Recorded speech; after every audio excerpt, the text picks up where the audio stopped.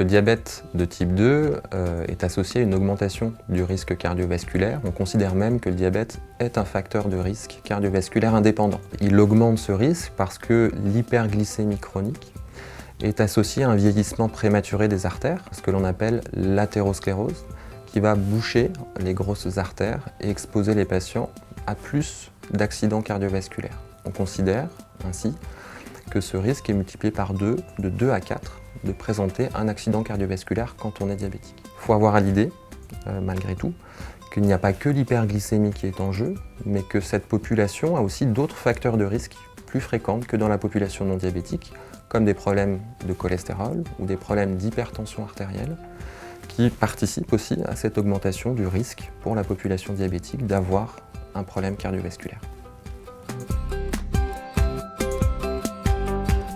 Chez le patient diabétique de type 2, les complications cardiovasculaires les plus fréquentes peuvent concerner le cœur tout d'abord, avec un risque augmenté d'angine de poitrine, voire d'infarctus, un risque d'avoir de l'insuffisance cardiaque ou alors un trouble du rythme cardiaque. Il y a également un surrisque qui va concerner les artères à destination du cerveau, avec un risque d'accident ischémique transitoire ou d'AVC. Et puis il y a un risque également augmenté pour les artères des membres inférieurs, ce qui va pour le patient entraîner des douleurs dans les jambes à la marche, qu'on appelle la claudication, mais également il y a un risque augmenté de gangrène, voire d'amputation. Chez les patients diabétiques qui ont des complications cardiovasculaires, le diabétologue a un rôle tout particulier, qui n'est pas que de contrôler la glycémie, mais de contrôler et de vérifier tous les facteurs de risque cardiovasculaire qui doivent être pris en charge de manière optimisée. Concernant l'équilibre glycémique, il y a un point important. On a démontré que quand on avait un antécédent de maladie cardiovasculaire un petit peu avancé, sévère, il pouvait être dangereux finalement d'avoir un équilibre glycémique extrêmement bien réglé.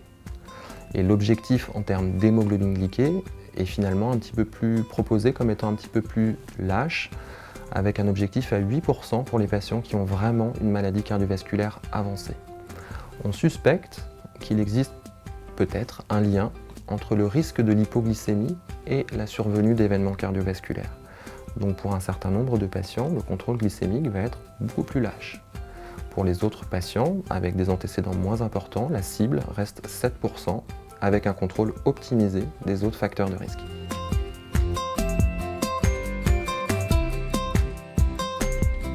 En pratique, pour limiter le risque cardiovasculaire, il convient d'essayer de contrôler l'ensemble des facteurs de risque. L'un des premiers, probablement des plus simples, est de modifier en fait son mode de vie en essayant d'avoir une alimentation saine pour le cœur. Il est nécessaire d'avoir une activité physique régulière adaptée à la condition du patient et de sa santé. Il est nécessaire de sevrer le tabagisme, qui est un gros facteur de risque cardiovasculaire. Et puis bien sûr de contrôler au mieux la tension, le cholestérol et le diabète. Parmi les éléments importants sur le plan alimentaire, si vous vous posez des questions, il a été démontré que la diète de type méditerranéenne était protectrice sur le plan cardiaque. Cette diète, elle comporte avant tout un apport en fibres important, c'est-à-dire des fruits, des légumes, des céréales, des produits oléagineux.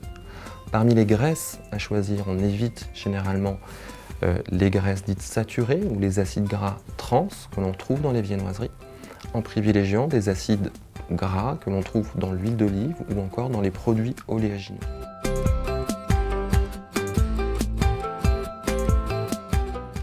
Concernant les traitements du diabète, tous ne sont pas forcément égaux vis-à-vis du risque cardiovasculaire. Depuis 10 ans, il y a une obligation, avant de commercialiser un médicament, de vérifier que ces médicaments ne sont pas nocifs sur le plan cardiovasculaire pour les patients.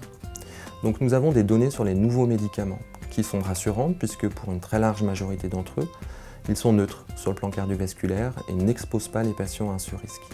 Nous avons moins d'informations concernant les anciens traitements, notamment les sulfamides hypoglycémiants, pour lesquels nous ne savons pas s'ils exposent ou non les patients à un surrisque cardiaque.